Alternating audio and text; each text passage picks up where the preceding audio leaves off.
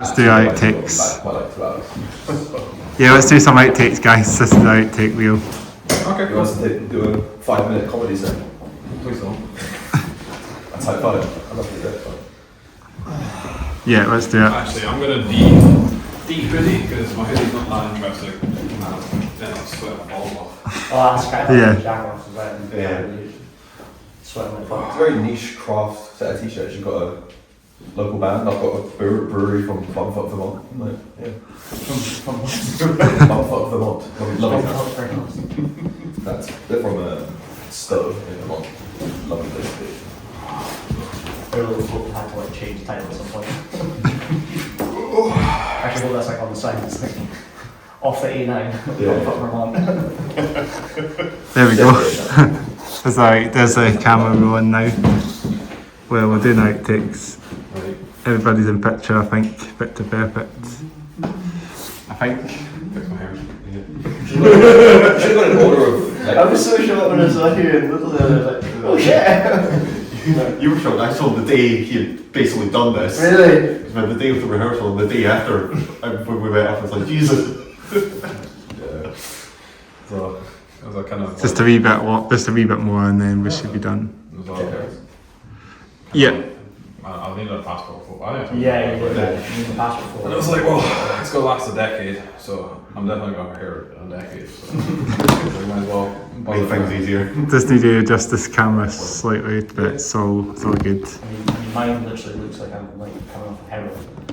Mine looks Coming off. It's pretty brutal. There we go. Picked a bad day to stop. That's the outtakes, I guess. Oh, goddamn. absolute terrorist. The photos never look good, ever. In the dossiers on like some shit action movie. This is the man we have. He has 3 bodyguards. This is one of them. Yeah, let me just check. Let me just check everybody's in picture perfect. That's bad. The one I felt was like the freaking guy from Squid Game. Yeah. The picture taken at the start of it. Well, good. Everybody's all picture perfect, as you say. Always, right? Always. There we go. So we'll do our checks. Lights are on, cameras are on, hats off, heads down. Tatting sheets in the house. Very cool. We're rocking out some tatting in the house today. Rocking out some oversized non-band shirts today. So slightly different, you know, so it's vibing some baggy urban outfitters hoodie. Yeah, I think we're all picture perfect, everything's on. So we want to introduce the episode because I should actually just say that. So we're on episode 94, I think. Yeah. Are we? I think we're on 94. Is it 94 or is this 93? I can't remember. Edit in post. Yeah. 94. I think it's 94, 1994. It's a good year. Yeah. So you want to introduce the episode then? It's 394, was it? 94 it is. 94. 94. Right. So yeah, I guess it's we're VRA-ish. We're missing James. This is episode 94 Yeah. of the Hair Down Hats Off podcast. Hats off, hair down podcast. Hats Off, Hair Down. VRA 2.0. Yes, Yeah. we're here. Well, So I'd say we second were time- here. Yeah, we second were here last time. Us two. Second time having you guys on. We've got the almost the full band. Yeah. Double. Double the last There time. we go. So yeah, Next three, you'll have a full band. we've had a couple of 2.0 episodes lately on this podcast. So we've actually had a few bands we've reintroduced back on the podcast again. Nice. So yeah, it's good to keep it going just to see what things have been happening since the last time, I guess, or anything, you know, in the last, because time just flies, isn't it, when you think about it? Yeah, it was 2 years. 2 years ago. 2023, was it? Yeah, it was. Ah, Mad. that's not. We've got a Facebook memory, last week to be like, oh, see the post we put out. What date was it actually? Do you know? April sometime. Yeah. I want to say like 18, 16? Because a couple of days ago it was like April 16. Yeah. Something like that. So yeah. Yeah, we're just up for now. We're just coming up from 420 actually. Really Yeah. So you should have done, was that tomorrow? Should have done tomorrow. just going outside. Come back. 3.0. Do tomorrow. Hot watch around. Yeah. Get the old band on. Yeah. So yeah, thanks for coming back on the podcast again. Very good to get you guys back on again. Thanks for coming back on. So we normally just go through the podcast, so if you want to just chat away, introduce yourselves and what your role in the band is. Sure. So I'm George, I'm drummer. Been here for when did I join 2021, I think? Yeah, I mean, you're technically a founding member. Yeah, so we met through work and it was on a Christmas night out and you're like, oh, I need a drummer. And I was like, well, I've there. And then I think it was the year after, I think it was in January, came over for first band practice and so we had Connor, Cam and the bassist that we had before, which was Nick. Although he's now back in Colombia. So, I guess I'm Cameron. So kind of, I guess, founded the band. I was in another band with Connor and kind of had a few songs that didn't really fit that band. So I was like, oh, well, fancy doing my own thing. But Connor was looking to get guitar playing a bit more. So I was like, Plus because we had no lead singer for an out-of-beer gig, and you liked yeah. being the front. Well, I did start fun, so I was like, I want to give it a shot. And then I said Connor was wanting to play more guitar, so I was like, well, do you want to be the guitarist? And then just randomly on Facebook, Nick, our founding member and original bassist, was over from Colombia, was looking for a band to play with. So I messaged him, and then he joined, and then George joined, and then that was the band for the first, like, 8 or 9 months. Yeah. And then Nick finished. So Nick's wife finished her master's degree, and then they went back to Colombia because they fancied it, which is fair enough. And that's when we got Reese. And so I guess Reese, you can. Yeah, so I'm Reese and I'm the bassist for VRA. Before that, I was also in Cammy's other band, Outtakes, so I was guitarist in that band. And then when Cammy was looking for another bassist, when Nick was moving on to do other things, I decided why not just give it a shot, switch roles and keep doing some music with, half a band that I already knew anyway, so kept things easy and consistent there. But yeah, because that's been, 2-3 years?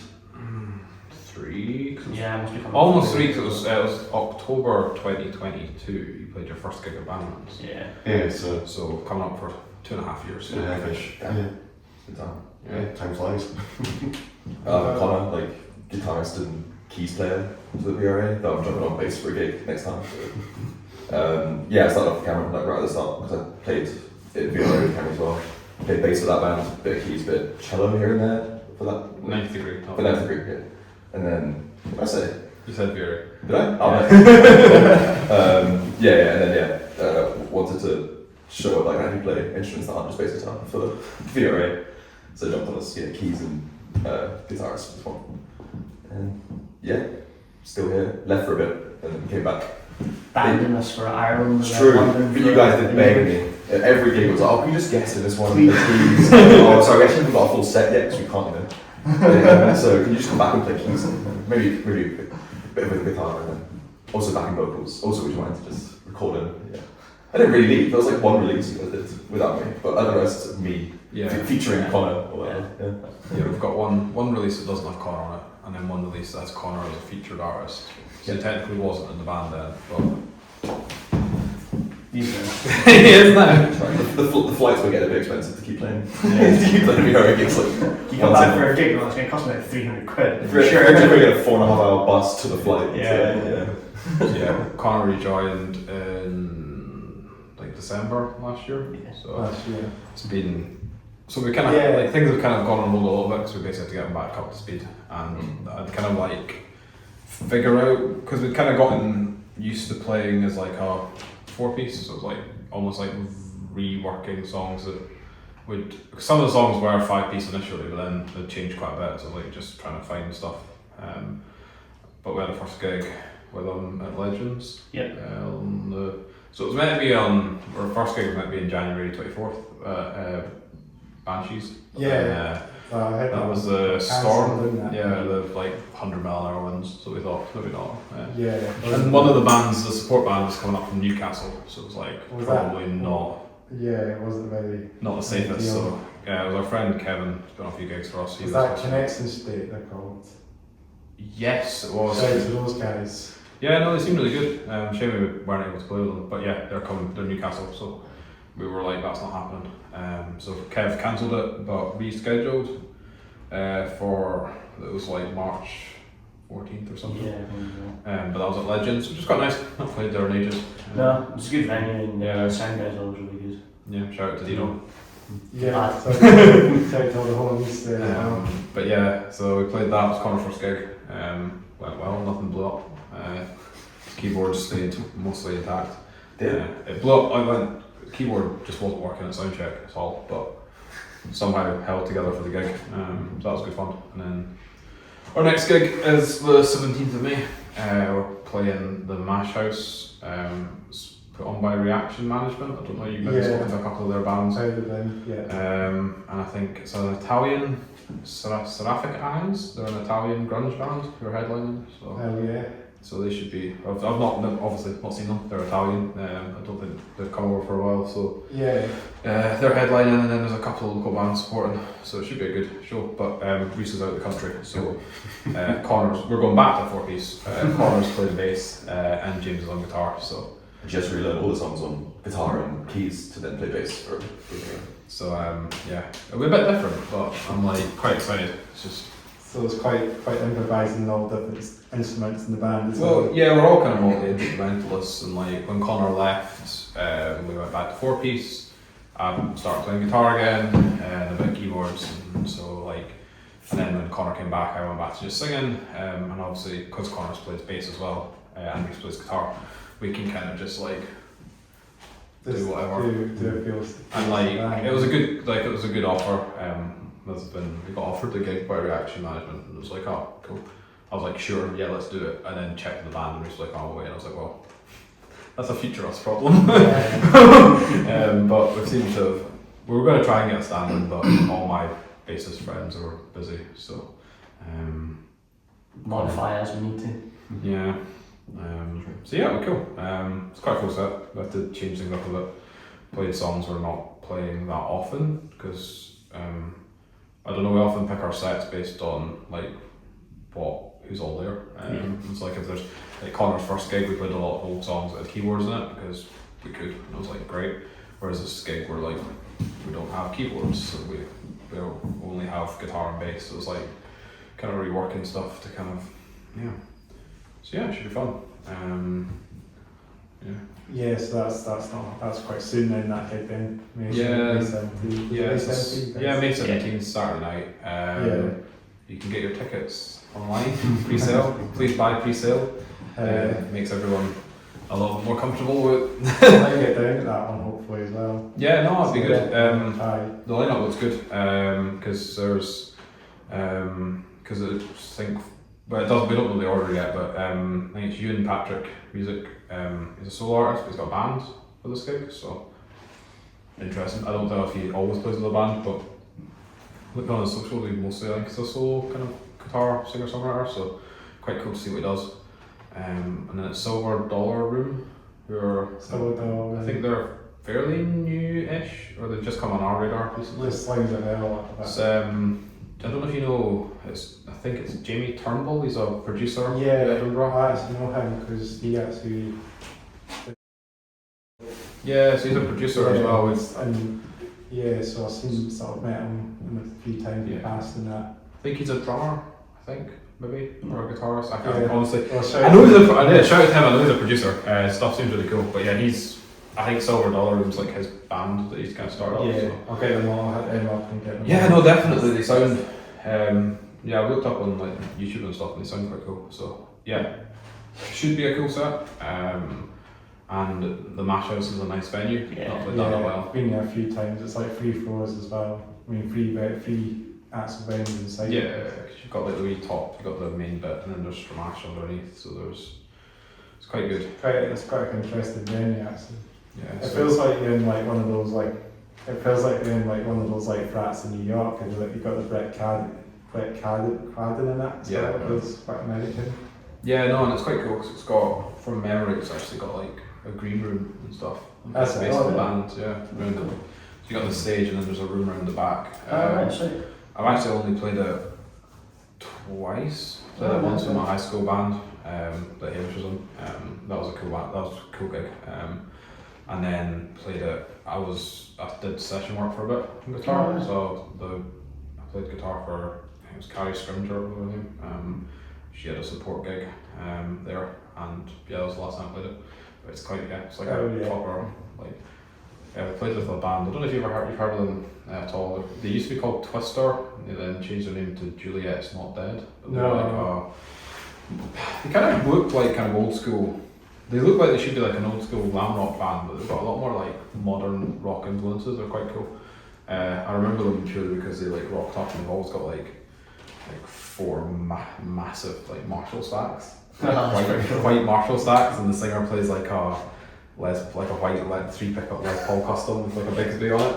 And it's just like, yeah, you guys are like actual rock stars. Yeah, you're leaning heavy into that vibe. Yeah, they're really cool. Solid commitment, that's what you want. Yeah, they're so white suits and white trousers and all that. Oh no, they weren't like standard rock star clobber, but like it was the fact that they had like big white Marshalls and like a white Gibson. It's like you saw them come on stage, you're like, yeah, that's striking as So they're they seem to be doing quite well. I haven't spoken to them since the gig, but that was like 7 or 8 years ago. So yeah, so not played the Mash House in like 7 years, but it was good when I was there.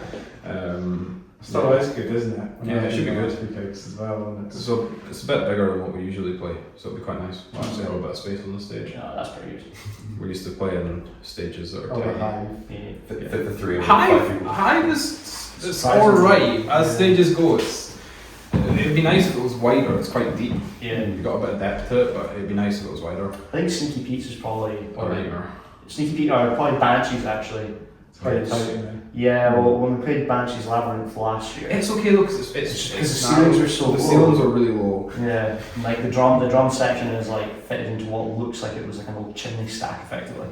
Yeah, I was old fireplace, and it's just like it's nice, but it's like really condensed. Yeah, that was the other one with that gig is that, and also like it's a really shallow stage. It's wide, which is good, but then they've got like, it's a low ceiling and they've got like really powerful lighting, and it's like pointed like dead on you.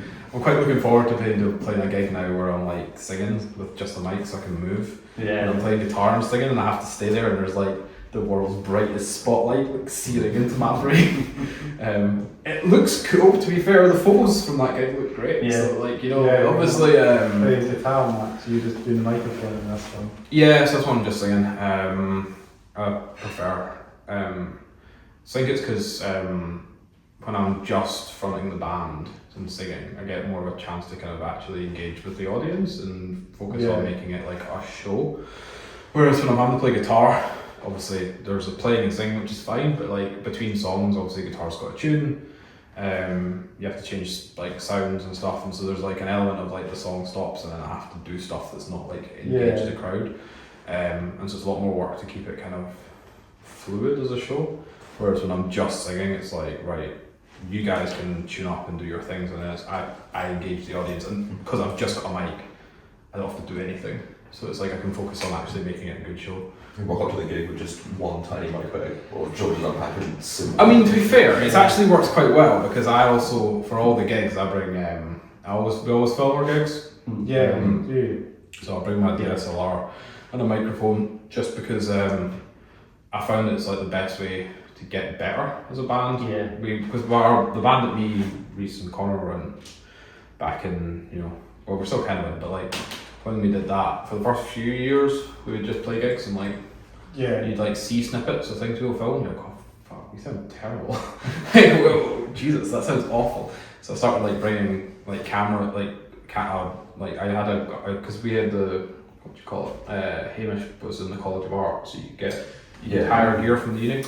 So I used to hire like a recorder and just record the sets, and then you listen back and you're like, oh, we were bad. We were really bad. And then tuned to the wrong key. Yeah, you really quickly get humbled and you start going, all right, okay then. So it's quite nice. So now with all of our gigs, I've always filmed them, because then you can watch it back and it's like it's really honest of like what it sounded like in the room, and you can watch it back and go, oh, that was a mistake, or we could fix that. That transition didn't really work. It's quite good for pinning back, like you say, it's a very humbling experience, because to be in a section where you're like, oh, I thought I played that really, really well, and then listen back like, fucking dog shit, why the hell did I do that? Yeah, so I mean, yeah, technically, if you know how to find unlisted videos on YouTube, which I'm pretty sure there's like websites that let you do that, you can see pretty much every VRA gig ever. Yeah, because exactly. they're all. Unlisted. We post them unlisted on YouTube because it's Normally easy. we find them on a playlist or something on Yeah, YouTube. we put them like that just so that it's easy to share around the bands and stuff, and to people that need to see it. But more just like we could post all of them, and it's just more the fact that like the audio quality is often not great. So we'd rather post like we try and keep live videos from gigs. We've been able to get like stems from the desk, because then I can Yeah. New songs or whatever as well. Like it's the best songs of the set sometimes. Yeah. Well, that's the other one. You know what? Yeah, I like people have got. I don't know. I found this with like in the last maybe 20 years or so. Like people don't.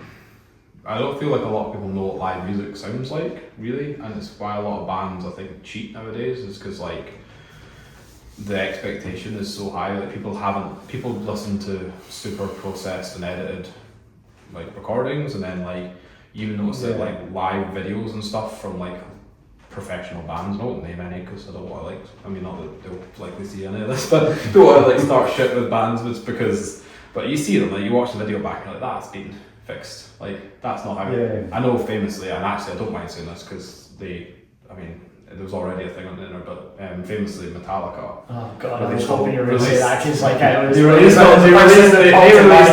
released a live video from one of their sets, and it was Download. live. It was done live, and you see people who filmed it on the phone, and you can hear that Lars completely messes up the double kick. It doesn't do double. Yeah, It does they something do, like, yeah. that's like a basic rock. And then Just like a basic rock of like single kick, single snare head. yeah, and then you like the video they put up on their YouTube channel is like yeah. you're like nah. Machine gun roll and a Yeah. double kick, and you're like, he definitely didn't do that. So- Like, not a chance. And so you hear that, and even like, and I'm gonna, sorry to keep dumping on Metallica, but like you see like a lot of their live videos and stuff as well. Like it's I mean, he's a great singer, he's a really cool voice, but the modern stuff, like the live footage is all really heavily tuned. Like they use, it's maybe not their choice, but whoever mixes them does like auto-tune stuff. And it's Yeah. like, I feel like people have gotten so used to not hearing real live performances that like, it's one of the reasons we would just release everything, is because like, you almost want to go to You want mix to it. go back to the day when they actually were playing like thrash metal. Well, yeah, I think like, Yeah. you watch. It's like kind of funny. Like I really miss that. I like listening to old live recordings because Yeah. like bands like So they like could one- cheat it. Like Kiss famously, their live album was mostly doctored in the studio, but like most live bands did reasonable. Like, and there was a limit to what you could fake as well. Yeah. But then, like as a counterpoint to that, I guess if you look at like Sleep Token, we obviously do have a lot of synth stuff that goes on in the background. I remember seeing them last year, and as far as like a show's live performance goes, it's probably one of the most spectacular I've ever seen. And there was no real massive gimmicks; it's literally lights, Yeah. and it was the way that they had like programmed in the lights to go with the music. Yeah. And I mean, their drummer is like he won like drummer of the year from Drumeo for like 2024 or 2023. You can absolutely see why, like because they do that blend of like electronic drums with an acoustic kit Yeah. layered in together, and that works quite well. I think the The other. Slipknot drummer, he's fantastic as well. His life Yeah. is just insane. I find it. I know. I've been watching. He often comes up on my like Instagram. That Eloy. Yeah. Yeah. And it's Yeah. like, it's actually mental because like he'll post footage from like what looks like a phone put over his shoulder. Yeah, And like because obviously Slipknot nowadays will almost certainly I'll be using in-ears and there won't be live amps on stage. So like that is almost certainly like a phone or a GoPro sat behind them picking up like the obviously because it's next to him. It's all the mic drum sounds, and he'll be using in-ears. So all the mic drum sounds will be coming out the front house. That is like the sound of the natural drum kit behind them. yeah. And Jesus Christ, it's like it's thunderous. Yeah, Like, you're like you hear it and you're like you almost think it might be mic'd up, but it's not the right kind of tone for a mic'd up kit. But like the power of like his double kick stuff. Oh, and, yeah, like, his it's snare unbelievable. hits, and you're just like Yeah, his snare is tuned like it's just gorgeous when you hear it, and like the rolls it comes out with, and like it's pitched really high, yeah. and like even his tom hits like they're fantastic the way that the whole kit's been tuned. I wasn't very happy when Slipknot, and the way Slipknot announced there, because he got rid of, what was his name? James Weinberg. The drummer. Sorry, Jay Weinberg, that's a Jay. So he got. Yeah. I really wasn't happy with how they announced getting rid of him. They were kind of shitty about it, but I have to admit, Eloy, yeah. He's just ridiculous. I mean, he was a drummer for Sepultura.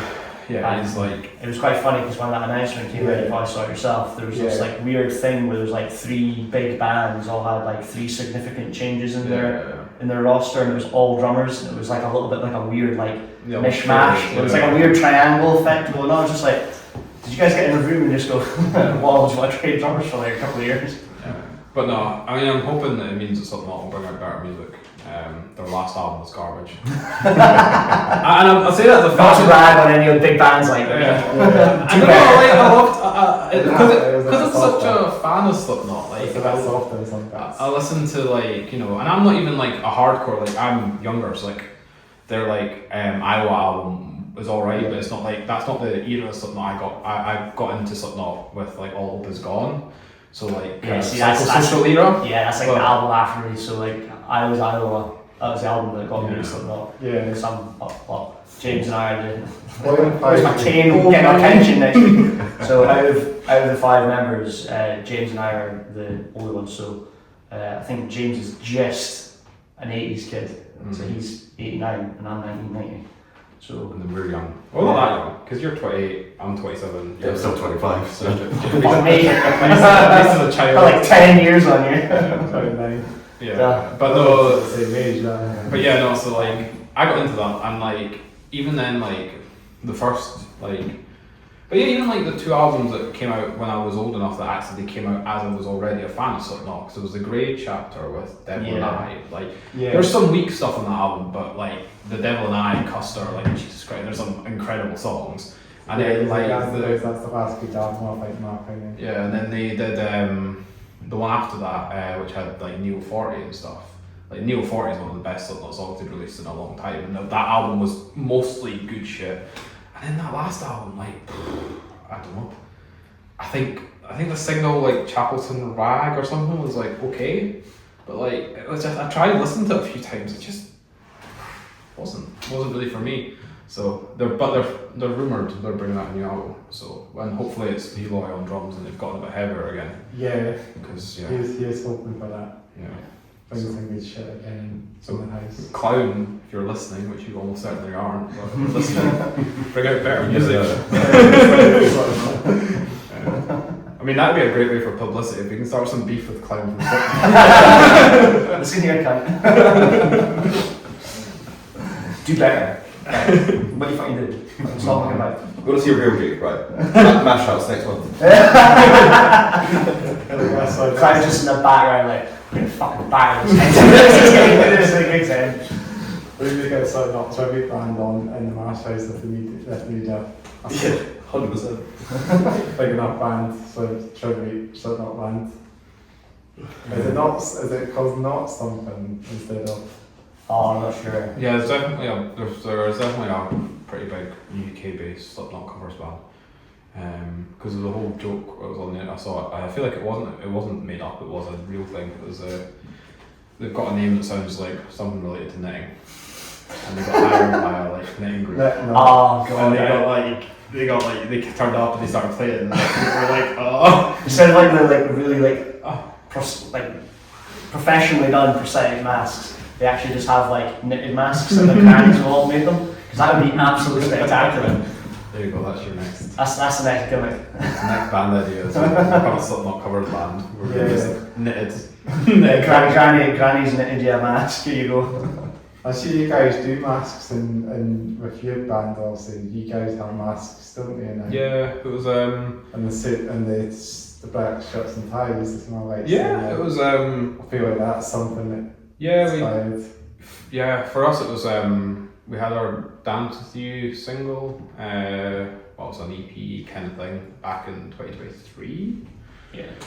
And I was trying to think of like the art for it, because we do everything in house. By it, it's mostly my girlfriend and me. We kind of make like the artworks and stuff, and so we were like planning out, and I had this idea for like this dance with you. I was like, oh, dancing skeletons.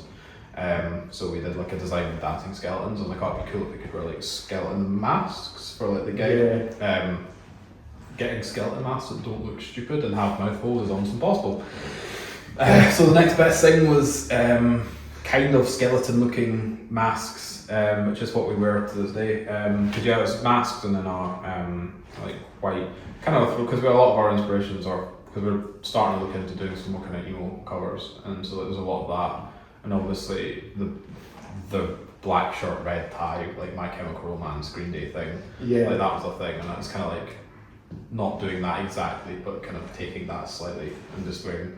Also, like I think the Hives do it as well. The punk band, they have like that look. Just thought it looked cool, so I was like, you know what. And the mask thing, I'm like, it's one of these ones, like we wear the mask when we go out for the first song, and it's more or less just it's one of these ones where it's like, at least when folk go away from gigs, they'll be like, oh yeah, that band that wore the masks. Like it's more like a way of people kind of distinct. Like I've noticed that when we play gigs, like every other band is kind of, they blur into each other because they all kind of just turn up and do their thing. Whereas like we have this kind of thing we do, and it is a bit of a gimmick, but it's more just the fact that like people will remember it. Like they'll remember the band that wore this like shirt and tie and masks, and it's like there's a band from Dundee, the Marks. Yeah. They always the rock Marks, up. they're on this podcast. Oh, have they? Yeah, they're great guys. Cast that one. Yeah, Quite a while back, but played with them a few times, and they're always really sound. But yeah, they used to really wear. tight as a band as they well. used to wear full 4-piece, like 3-piece suits. That was their thing, and now they do boiler suits. Yeah, the boiler suit was when we played with them last night. Yeah. Fair play to you, because that must be absolutely swelteringly hot. Like by the time you get off, it must be pissing with sweat. It's not the thing I always remember with them, was like they were the band that turned up and played the suits. Yeah, and exactly. They did the boiler suit thing, like, oh, they're the band that turn up. And they're really, the thing that's like what we try and do as well, and like what I think they do as well, is the fact that like it's not just their gimmick. Like they're also a great band. As you go away, like they were really good, but you remember them better because they're not just like any band that were really good. You're like, oh, they're that really good band that were wearing like boiler suits. It's kind of like the image of them kind of stays a bit better. Whereas we played with lots of great bands, and like, because I'm not saying you have to have a gimmick, but like if they don't have like a cohesive vibe to them, they kind of blur into each other. Yeah. I mean, the band that kind of, for me, from Edinburgh, that strikes me out the most is actually High Fade, because their bassist is always rocking around like he is literally been taken out of the 70s. He's got bell bottoms on, mustache. They're doing quite well. Yeah, they're doing really well. I think they were touring around the States. Yeah, I have to hit them up for sure. They've got like, they could be like 100 every single. Oh, if you could get them, that would be doing you really well. But I mean, yeah, they've really been going from strength to strength. But I remember seeing them in Stramash, and it was the first thing that like kind of caught my eye. Yeah. It's just they are a great band, but the bass player is where your eye goes to, because like I said, he's got the bell bottoms on, he's got the stash, he's got like a mullet, and you're just like, how can you not spy that dude out in a massive crowd? Like, he looks like he's following this like time capsule. Yeah. Someone dug him out from the backyard and just went, here, you guys need a bit of 70s funk. Here you go. My claim to fame is that so Harry, the guitarist, we went to school together. We were in the band. We played in my first band. So we were at we used to do a thing called you probably don't even know what it was, Friday Night Music Project, was a thing at the school. Every Friday, basically people could go and play music and make bands and stuff, and you kind of had people like teachers and stuff to kind of mentor you. So that's how I got my start, kind of playing in bands.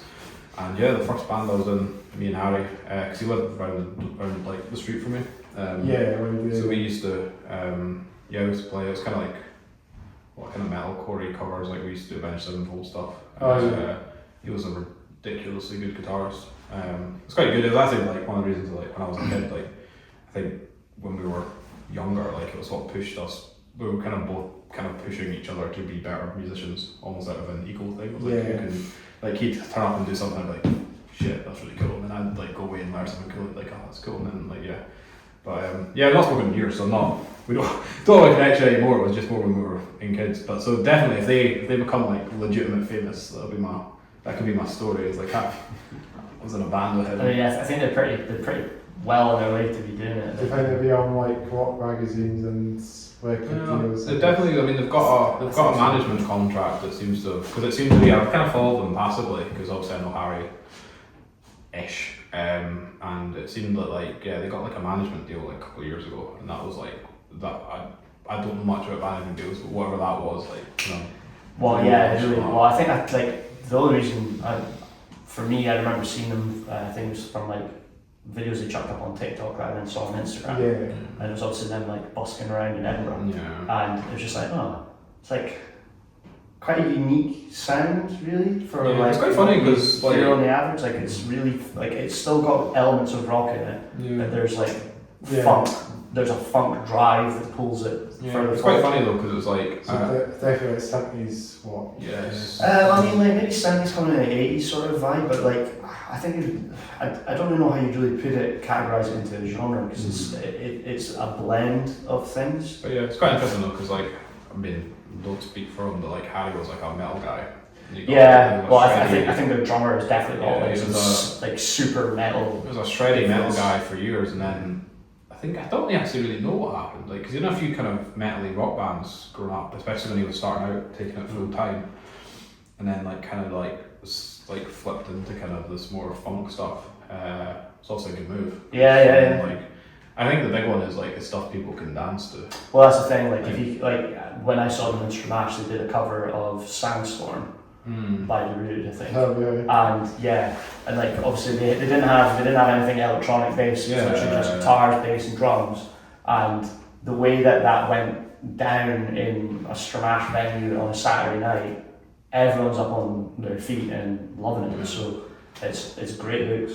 Yeah, it's well thought out. So it makes sense what they've done. But whereas we write music, we try and write music people can mosh to. Yeah. Accidentally in a rehearsal studio, just back out of song and turns out we've not got a punk. Yeah, I mean. Well, we've got a few though. We've got a few like we're quite big on like, especially bridges, like because like we've got Dance With You ends and kind of a breakdown. Yeah, which is always fun to play. And then Empanada has the bridge bit. Yeah. It kind of turns into a metal breakdown, and there's quite a lot of our songs where we kind of put. Antidote's got one.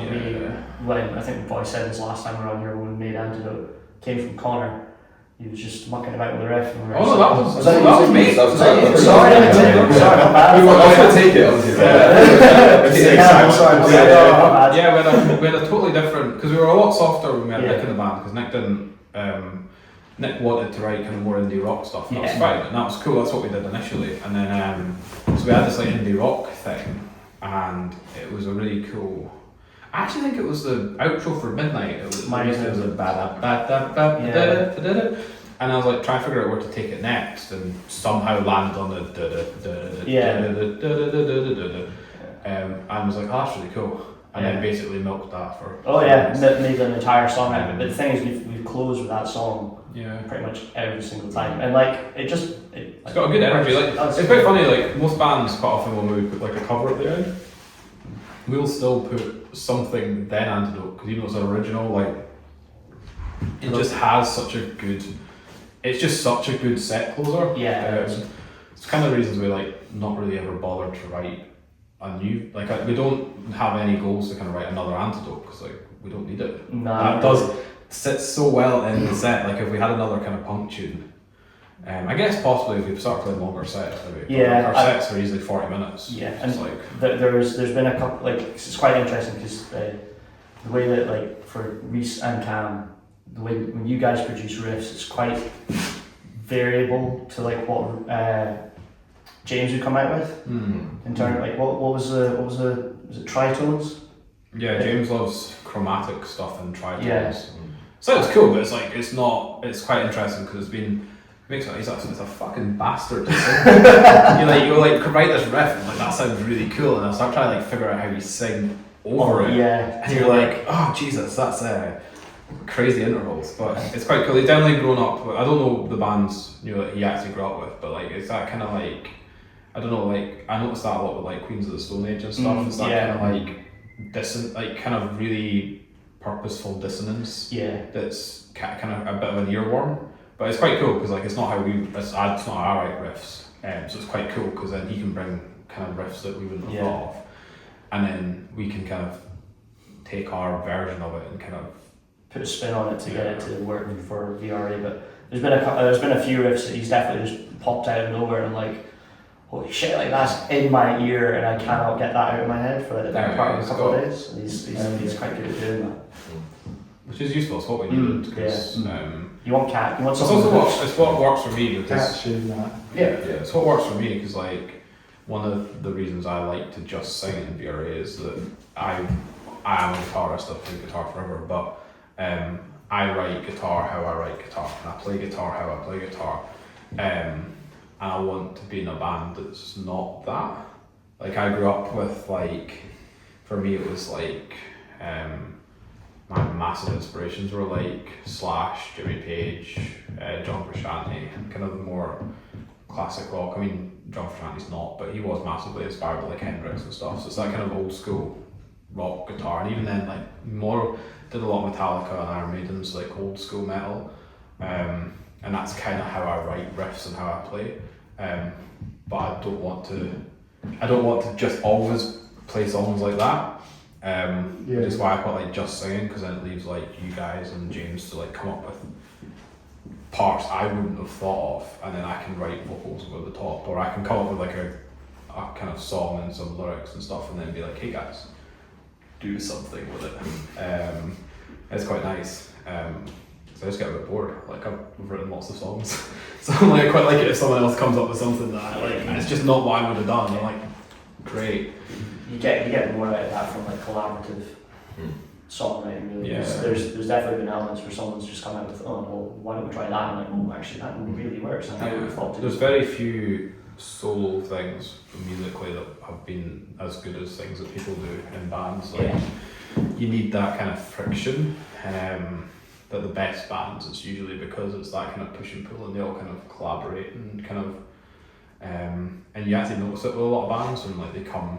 Like when one person kind of takes over, the music tends to suffer. Yeah, so just it diversifies into one path, and then Looking at you, Guns N' Roses. That's it, Yeah. Chinese Democracy, it's not a good album. I'd refuse, no matter what people say, I didn't like it, and it's not grown on me. Democracy, is that really the term? Yeah. So like China, Axl Rose, like when he, it's happened in a few bands as well. The big one always that jumps out at me is I always find, and this is not metal, but I've always felt that with David Bowie, it's always as strong as his collaborators. Oh, right. His best albums have been when he's been collaborating with, like, so Mick Ronson in the 70s was like the Ziggy era, it's incredible. And he did the one album with Stevie Ray Vaughan and Chic guy. Oh yeah, I can picture him, I can't remember his name. Completely blank, but yeah, those two, and like all his best albums have been, and then like he had this whole, and I love Bowie, I'm a huge Bowie fan, but like see from like late 80s to early 2000s, it was like pish. And it's like, it's quite interesting, he's always been as good as his collaborators, and I feel like there's a lot of bands and musicians like that where like, well, because even like that happened with Queen. Like Queen are a great band, and they lots of good shit, but then like if you listen to like Freddie Mercury's solo stuff, it's like garbage. Yeah. He needed he's a great musician, but he needed that kind of like riffing and that kind of yeah. and you also need to push back as well. Like because what's nice is in a band is like you have a shit idea, the band turn around and go, that's a shit idea. Yeah, that's it. And it's like you need to, whereas if you've got a bunch of like yes men working for you, nobody will say, oh, that's a terrible idea. Yeah, you're fucked when you get to that point. And then you'll write bad music and bring it out, and then like you've got no one telling you that maybe you should try something else. Yeah. So yeah. So we've always been that, like we try and like typically like we won't bring finished songs. It'll typically be like here's some riffs, here's some lyrics, here's some vibes, and then we'll kind of meet in a rehearsal room and kind of try and turn it into something. Yeah. And also for us, like we play live all the time, so a big element of it is like trying to make it work live. Because like I know a lot of bands who like just they'll like write albums in the studio and then they can't really do it live because it's like it was designed as a studio thing, whereas like because of where we're sometimes you don't get bands that praise songs live, you know, Yeah. they record the album, the one song for the album. Well, I find that a lot with like, because I really like the Red Hot Chili Peppers, like I grew up on them, but like John Frusciante is like a studio wizard, which is cool. But then when they try and bring it live, a lot of their songs just, and also Anthony Kiedis is a terrible singer. I love him, but he's not the greatest of vocalists. But he, but like that's in live, they sometimes struggle because he's got John Frusciante writes like 7 parts for guitars and keyboards and stuff, and then it's like live is only him and Fleet. Yeah. Whereas like we try and write with like we've got 2 guitars, or we've got a guitar and a keyboard, or we've got guitar, keyboard and bass, like, and we've got, and like often like as well like harmonies and stuff, and like we've got currently got 4 singers, which is great, but like if we're writing stuff, I'll be like, right, that riff's that's too hard to play and sing, so I'm not gonna write James like a vocal part, or and sometimes it'll be like none of those parts work for vocals, so we'll just make sure that like it's a lead vocal and that's it, because ultimately like it's also like an element of like we want to have fun playing live. Like I think that's also crowds like that if like you're having a good time. So like we're not in the business of writing super complicated technical stuff because it's like I want to be on stage enjoying myself and I want people to get that energy. I don't want people Stressed to out. see me on stage. Yeah. Or getting like hung up on like there's a really tight knit section that's about to come up that if I don't nail it's going to ruin the entire song. Oh yeah. So whenever we used to do the Degree live for the 9th degree, and every time for ages was like hitting that bridge, and it's just like the most stressful thing ever. Like the rest of the song, he's to play, sounds great singing, and then you get to the bridge, it's like, don't fuck it up, don't fuck it up. It's also it's playing and singing is definitely like it can be like an insane amount of concentration, and like that doesn't look cool. No. It's like I've gotten to the point now where like I'll typically try and write easier parts when I'm singing just because it's like I don't know, I want it to look like I'm enjoying myself. I feel like that's what people like to see. They don't want to see me like deadpan staring into the corner of the room while I'm like shredding while singing. And some people make it look effortless, but like that's a skill in and of itself, really. but yeah, so that's kind of our mantra. It's like kind of write good songs that are fun, that we want to. I mean, the big one is like you write. That's always been the thing. Like you write the music you want to hear. Like that's kind of our thing. Is that like it's not actually. I think when we were younger, at least when I was younger, like we'd maybe try and write music that was like, oh, I think people will like this or people want to hear this, and it's like it just doesn't really work because you're kind of going like you're basing it off of other people's kind of views, whereas like my views kind of now is like let's just write the music we want to play, and if people come they come. It's like We've also all got like very, very different tastes in music. And like 3 artists you're listening to at the moment, like top 3. Lots of sea shanties and dark folk stuff.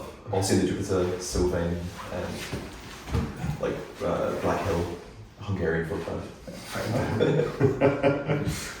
Reach yourself. I think mine's all over the place at the moment, but I've been listening to a lot of Ghost. Went to see them the other day. They were amazing. Nice. Other than that, Japanese band called One OK Rock.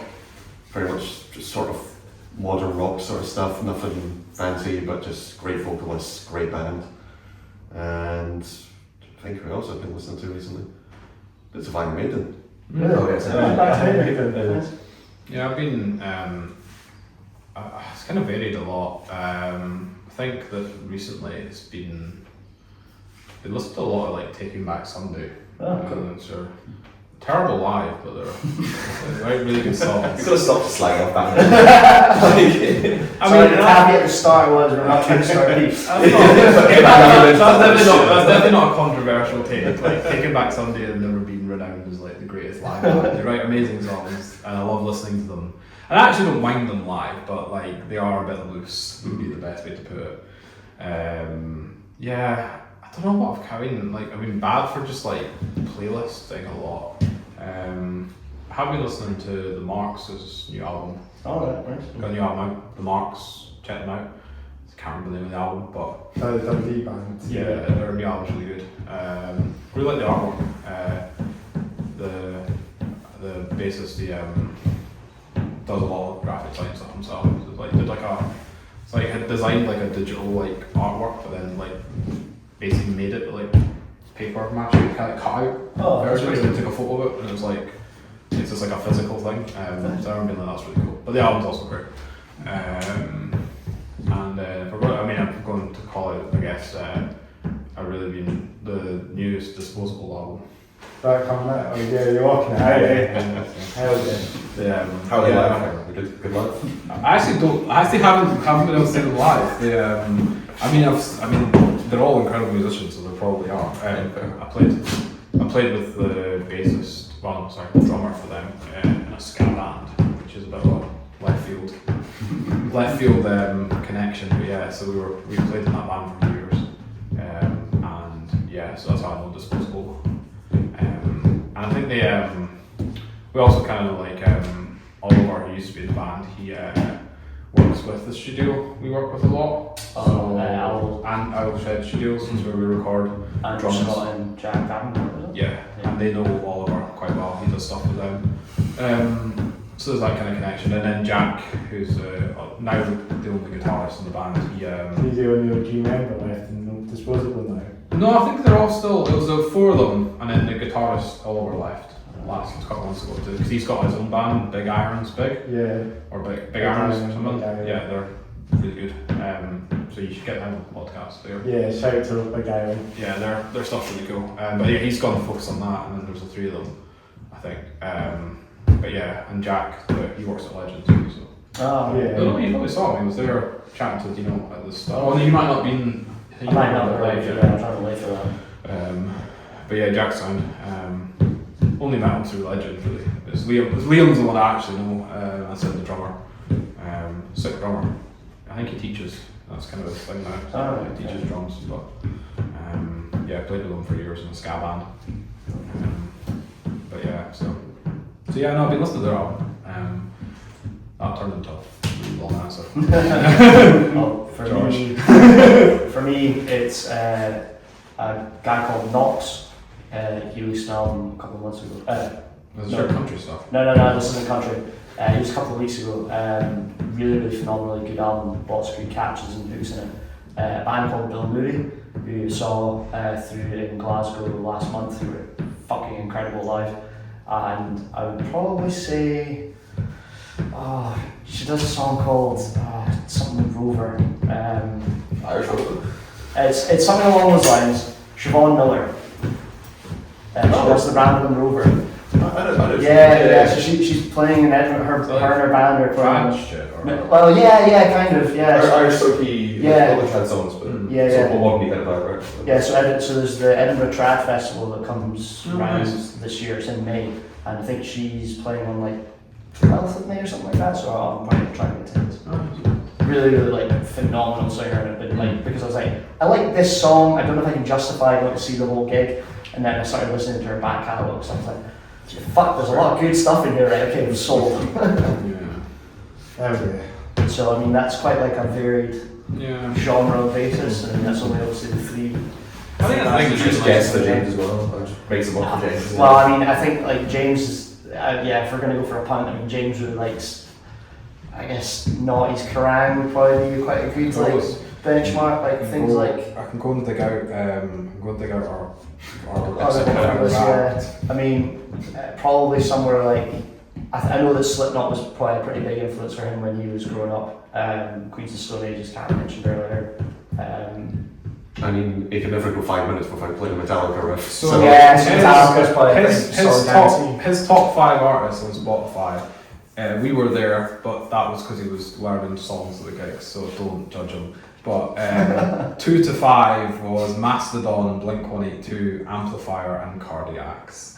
I didn't know Cardiacs. Sorry. It's a Mastodon is solid. I know the Cardiacs purely because it says he wears the hoodie. Oh right, okay, cool. I think I want to say they're like a punk band, but I might make it You know what? He probably got it. He's absolutely fuming if he watches it. Yeah, he probably got us to put on one of their songs when we're calling that from that Inverness game. Which is Well, because the Cardiacs to me, I'm sure there was a link to, and I might be making this entirely up, and this is going to be really embarrassing for people that actually know the band, but I'm like, in my head there was like a link to the kind of like post-punk kind of scene in like. Alright. There was that. I feel like there's something in my head that the link between like the stuff like there's some link between like Nirvana and like Kurt Cobain. Like so I'm sure there was something around that, but I might be making that up entirely. So obviously Kurt Cobain was like massively into kind of post-punk stuff before, and a lot of the kind of British like because he covered. I think it was covered a couple of like was it Orange Juice songs. I can't remember. Orange Juice. Rip it up, great track. Well, no, there was like because there was Yeah. Molly's Lips and stuff, and the Son of a Gun. Yeah. For both Orange Juice songs that because he was really into kind of that new wavy post-punk British stuff. That's a fun tidbit. I think it was Orange Juice. That's right. It's right here. Yeah, it was that. It was that kind of like because it's always a fun link. It's like the link between like Scotland and like grunge. Feels back like to like. a pub was like a little general factoid to have. Like, I mean, yeah, it's gonna be. Classic, Yeah. Well, because it's like so it's also quite cool because it's like Scottish. I don't know, Scottish bands aren't. There's not that many of them. No. I've not done that. Like, so it's quite cool that like a Scottish band had an influence on like one of the biggest bands on the planet at the time. The leaders of grunge really, Yeah. like, they led the way for a lot Yeah. of grunge. No. I won't ever shit on Nirvana. I think they get a lot of bad rap because of how popular Nevermind was, but like even a lot of the stuff that was Nevermind's a great album, obviously, but like a lot of stuff around it as well is great. Like Bleach, their first album was really cool, kind of almost like hardcore-esque. Yeah, it was a lot kind of looser. It was before Dave Grohl joined the band. Was it right? So the drums are less good, but like the album's still pretty good. And then like Incesticide was their kind of compilation album, and then they did Heart-Shaped Box. Whatever it is. But like the stuff, those albums are both like there's a lot of really interesting kind of punky grungy stuff on it. So like they had their big commercial hit, but like there was a lot of like really interesting music around that as well. Yeah. Fair enough. So yeah, cool. Yeah, great stuff, guys. We can maybe talk about a drip a little bit. What do you think? I mean, yeah. Carry on. I mean, this is literally. White shirt, lovely. Yeah, literally, what is clean? Chuck that on. I've had a run, I've had a shower, I'm good. Grab anything that looks like it's remotely clean, doesn't stink. Yeah. I have my disposable t-shirt. Thanks, disposable guys. It's a very cool design. I think they designed it themselves, which is quite cool. They do a lot of their kind of graphic stuff in house. And then my Kind of goes well with the socks as well. it's going for the. I've seen that. You actually tried today. So. Yeah, I know. It puts the effort, and you also got to be on a camera. So, but yeah. Can't quite trainers with a white t-shirt this way. I mean, yeah. This was I got for £30 in a vintage shop. It's an actual leather jacket. Because there's no fucking way I was affording it. Like, I really want like one of the All Saints leather jackets, but they're like £400. Yeah. It's not happening. Put on the credit card, pay the mortgage. Hello, Mr. Bank. I would like to buy a leather jacket, please. Could you put this on my mortgage? Yes, I will happily pay a shitload of extra interest on the mortgage for that. Not a problem. And I mean, more or less the same as George, just whatever was around it was clean. Just I think top of the drawers, colours are fine. Yeah. Well, I think they've got a t-shirt from a brewery in the US, like Alchemist, one of the best breweries in the world. Connor brews beer, by the way. For the fans. And in the USA. These guys are from the US, Vermont, middle of nowhere. Fantastic brewery. You've been there then? Yeah, I got the shirt from there like last year. My wife's from Boston, so I visit quite a lot. So, and I just get driven to a bunch of breweries and get to try cool stuff and then go home. is there a middle of nowhere this brewery then? Yeah, like it was like 2.5 hours from where they live in the middle of nowhere, out further north towards like Canada, next to a big ski mountain, and yeah, they just make some of the best beer in the US. Sponsor us and give us beer. Oh yeah, if anyone from the Alchemist is watching, give me a call, I'd move. She's so amazing. Yeah, hell yeah, that's it. Get cats hop up. What about going to the bottom bits of things as well, top to bottom kind of things, we normally chat about that as well. So, great since using that. Oh, I couldn't even tell you what these are. Oh, Ben Sherman, apparently. I mean, I live in Chelsea's. These are. Yeah, well, actually, yeah. Me and Connor are same. Actually, yeah, three good. Yeah, these are Tiki Max specials. They're getting a bit. Charity shops. They're, Actually, I've got a pair of these. These were like $7.50 for a charity shop, and apparently new they were like £80 or something. Yeah. We used to wear the same boots he's worn for about 10 years. Pretty much. Same fire trap boots. It works that well, always so- had. Just I mean, they're sturdy. to be fair, I do get a new pair every year. They're just the exact same pair every time. Right. Okay. Maybe a black pair once in a while, and that's about it. Okay, that makes more sense. Yeah, And it's in not my just head, you've had one those pair. boots for like 5 years. Oh, yeah. Is, okay. I'm at the point where I actually need to start thinking about, like, other than the fact I've got these, like, I'm like using my old round shoes to walk around in. The only problem is, I've recently noticed that there's a massive fuck off rip right there, and when it's been raining, the socks have been absolutely sodded by the time I got home. Oh, jeez. Well, pish. I was raging when I first found it. Absolutely raging. I'll feel you. I got my hair as well, got my long hair. So is George. You've been Yeah, I've been growing mine for like a bit now. When did I get a haircut last? September last year? Probably. Yeah, my favourite thing is if you go on like the VRA page, you can see like Oh yeah, it's quite a significant difference. absolute babies that were us like 4 years ago, whatever it was. But yeah, 4 years. Yeah. it's really fine now. I mean, when I first joined, I had particularly short hair. Yeah, this is It the was band. Like, it was like a zero at the side and like a bit on top. This was the band back in Back in the day. Yeah, so that's was Nick. original iteration. Yeah. It was Nick, me, Connor, and It George. was like right to TV quite a while back. He was the one that went back to Colombia. Yeah. And then that was the band with when Reese joined. So it was Reese, Jesus. and then Back in the that, day almost. yeah, but that sort of line up for a bit, and then James joined. So James and Connor for about 3 months. Yeah. One gig on it. One gig with Yeah, James and was Connor. that it? Has James got long hair back? He Yeah, it's going down now. His hair's getting a bit long as well. Yeah. Well, yeah, 'cause I used to have long. This wasn't even his longest, but I had longer hair for a bit, and then.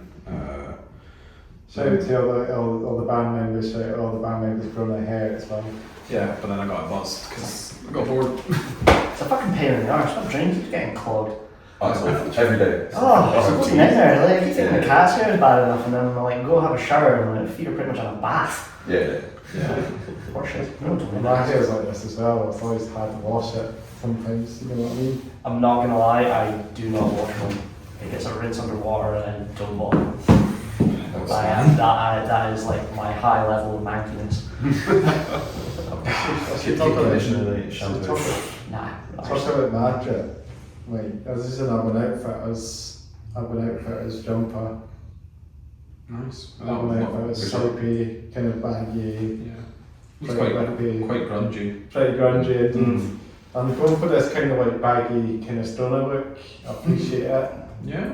Oh, that's You cool. know, like I don't honestly smoke or that, but you know, I just like the look. I just like the style. We just come up for 20 as well, so Yeah. all of Appropriate, them will be wearing baggy jumpers and the baggy pants and the No. baggy bands and the Converses. Yeah. But I've got the dots and I've got these baggy, I think these are Pull and Bear pants, jocks, whatever you want to call them. Pants, just say, I think the Zavo Pull and Bear, I don't know. I don't even pay attention to the brand, to be honest, I just put them on. My favourite thing is the fact that I feel like we're getting old because like I'm like because obviously like the look Easy is, then. If you said it, how I felt about it. but like the look I do think James is in here. Yeah, I've got many pensions already calling in. but like the look now is all like kind of baggy shit and like it's quite funny like to get black skinny jeans. Oh yeah, it's a nightmare. So I got these from M&S. You can't get black skinny jeans anymore. I'm like, what? I'm like, you know, it's kind of funny. I feel like I'm getting old, but I'm like, black skinny jeans have been like a thing for like forever. Like, you know, bands in like the 70s and 80s were wearing black skinny. It's like a thing. It's Yeah. like a Back in staple the days, forever. Back in my day. But it's bad to like, I was wanting a pair of black skinny jeans. I had to go to fucking like M&S because I went to like all the like kind of normal stores like Nest and H&M and stuff, and they're like, they all got these like stupid baggy shit. And I'm like, It's weird, like it's the same as like Gear stuff as well. yeah, it's the same as most stuff. Like it's all like cyclic, yeah. and the But like this for makes me me, feel like so fucking ancient.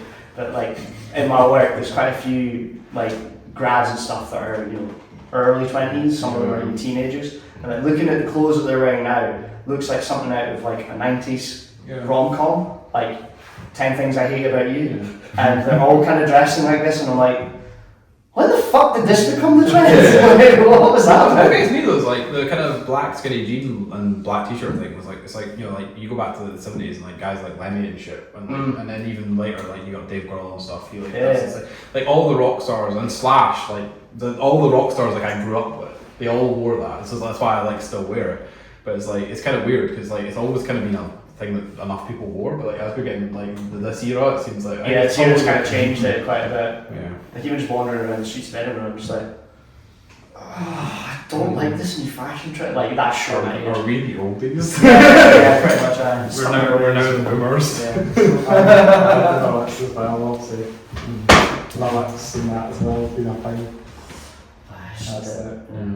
Lilacs and paper, all that.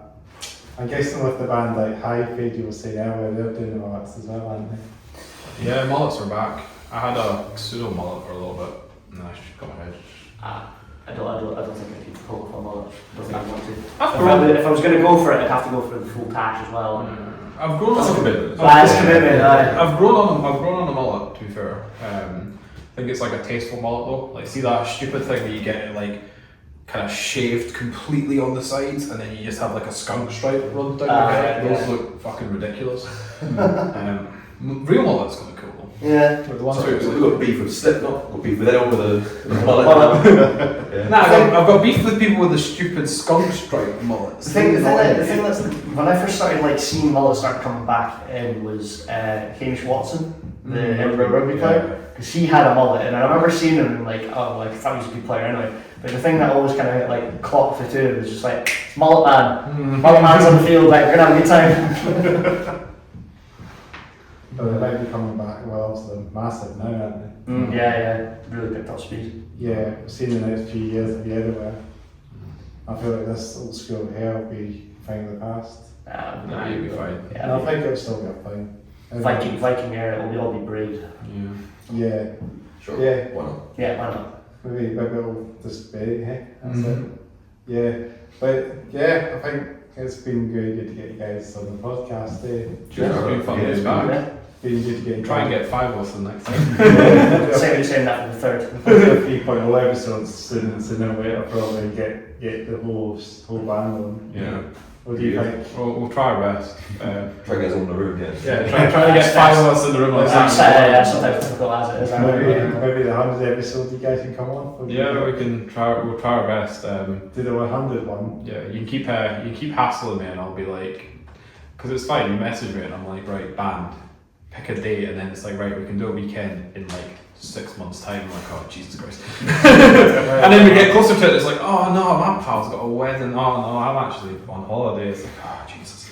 So I'll probably have a 100 episode done. Probably. Yeah, probably. Yeah, you can message me in a few months, and then we can like probably get something hopefully organised for us at some point. Probably something maybe, hopefully, we'll see. We're Figure it out. That's about the level of commitment we've got here, right? we definitely we want to be back. We just Any other stories to talk about on the next episode maybe as well? Yeah, I mean, we've started work on our album. I'll say this with reasonable confidence because we've got an EP coming out that we're nearly done, and that'll be, so we're going to do an EP, which is going to be album kind of in part one. There's going to be a second EP, and then we'll bring out the full album. So the plan is probably. Did you have a live one as well in the Hive? Yeah, we just brought a live album from Hive. It's great because Hive you can get stems from the desk. Shout out to Chris from Hive. Great sound guy, but also lets us get stems. I actually haven't been to Hive before, so. No, it's a cool guy. Cool guy. I'm saying about Melt to the Masters will be happening as well. Yeah, so no, I definitely get, if you can get along to Hive, it's a cool venue. Grand final. So yeah, no, yeah, so we've got a live album. I quite like it because it's a nice way of almost just, we've had live albums from every era of the band, or live recordings. Yeah. It's quite nice, you can hear her songs kind of, because like getting things done and like officially released is quite a lot of work, it takes a long time, and like it's quite nice to almost hear how songs evolve over time, because songs that we have released have changed a bit, songs that we haven't released, there's like a couple of live versions and you can hear as they kind of grow. So I always like to, so we'll at some point get a live album with 5 of us again, because we've not done that yet. But yeah, so the plan is, yeah, we're going to do 2 EPs and an album. We were thinking about title possibly. I think it's Dances for the Dead, quite like that. Not set on that at all, but it was an idea that's kind of been growing on me, and I'm yet to have a better idea. So potentially Dances for the Dead will be our first album coming out at the end of the year, but don't hold me to it because I think I've said I'm going to have an album out every year for the past like 5 years. But this has been the most. We'll release something. Something will come out at some point. Yeah, they've almost got an EP done. We need to get back in the studio. We'll get our second EP done, and then we go back in the studio, we'll finish the drums to the album, and then it should be done by the end of the year. But we all work full time, so it's trying to find the time. But yeah, we'll make it work. So big medium things coming. Big medium things coming at some point in the future. But yeah, Things might be coming. I said. You ask for a sirloin, here's a skirt steak. So yeah, 17th of May though. Yeah. 17th of May, playing the Mash House. Shout out to Stay for Tomorrow as well. Oh yeah, Steve Tomorrow. I've not played with them in a while, but yeah, no, shout they're out to doing those guys as well. doing good things. I think they've got, yeah, I think Nick, his girlfriend, I think, now plays bass for them. So it's, I think they've changed the sound a little bit. What? They're good bands. but- Yeah, no, I've always liked them. Just haven't got around to like chatting to them in ages, to be honest. But yeah, they seem to be doing really good. And they're all sound, so we'll maybe try. They're quite kind of punky. Yeah, we like to. We've played with them. So played with them in our old band, and then have done a few things with them with VRA. They did Rumours they brought out. Like, Yeah, that's really those awesome. are like. Yeah. That was my favourite song of theirs by Yeah, far. I think it's an absolute banger. Yeah. Yeah, no, they're a really good band, so definitely looking like be interested to see what they end up doing. And we might do another. But I'm thinking of possibly trying to organise some more like co-headline shows and stuff. So we're definitely on the radar. Yeah, it's good to know that they're doing quite well then. Yeah, no, it seems to be going well. They're on. I think they're on Reaction Management's roster. Yeah, because you said that earlier, so that's what Yeah, they seems to be going quite well for them. They're playing lots of gigs and releasing lots of music, so I guess yeah, Yes, they're it's usually good. good. it seems good. Yeah, So, yeah. Yeah, it's been good to get you guys back on the podcast again, eh? What a great time just to get as many bands on and re-interview some of the bands I've had on in the past as well, eh? So Yeah, no, really good, and yeah, we've done a few of them, so if you've been watching the last few episodes, I've had a couple of bands on recently again that I've had on before, so no, thanks for inviting us down. it's been really good to get Thanks you for guys having on. A wee shout, maybe a wee mention about where you can check your music, social medias and that. Yeah. VRA.band on most things, or VRA_band. Most active Facebook, Instagram, I think on TikTok as well. Got a YouTube channel, VRA on Spotify, 3 letters. You can find us pretty much anywhere. This band, if it gets a bit confusing, because anything can come up by putting VIA in. Yeah, you typically type VRA followed by band because there's a cryptocurrency called VRA. Is there? Yeah, so Which we're not. we're not related to VRA cryptocurrency. Well, it's not. I don't think that's that's like the code for the like stock. Oh, right, It's okay. VRA. So if you type like VRA into YouTube, you get crypto shit. So you have to type VRA space band. Yeah, And and you'll find that episode as well of the Yeah, no, absolutely. episode, yeah, as well. Yeah, no, and we'll make sure to pop a link for all. I mean, Like, if you're watching this, then you've already found the video. So we'll make sure to share it on our socials. Maybe comes up in recommendations, maybe even if you're looking at the, Yeah, it should do. But it's been really good to get guys back on the podcast. So thanks again for watching and listening to that Upside Down podcast episode.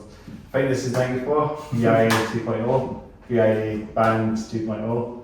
Make sure to like, comment below, subscribe to the channel, hit the bell notifications, of course. We're actually getting all the way, we've actually managed to get up to over 300, 350 plus subscribers now to this channel. Good job. I'll be near at 400, so we can get to it no doubt sooner or later. So just keep the ball going, keep shit out, get out there, that's it. Check out my YouTube channel for your video game stuff, CM Headbanger, all that, live gig stuff as well. I've not posted on that for ages, so just if you're looking at that channel, the last video was probably a year ago or something. It's video game stuff and your live gig stuff, so I'll just keep that channel quite low key. It's been good to get you guys on. All I'll do is I could give you guys a good fist bump for the outro. Boom.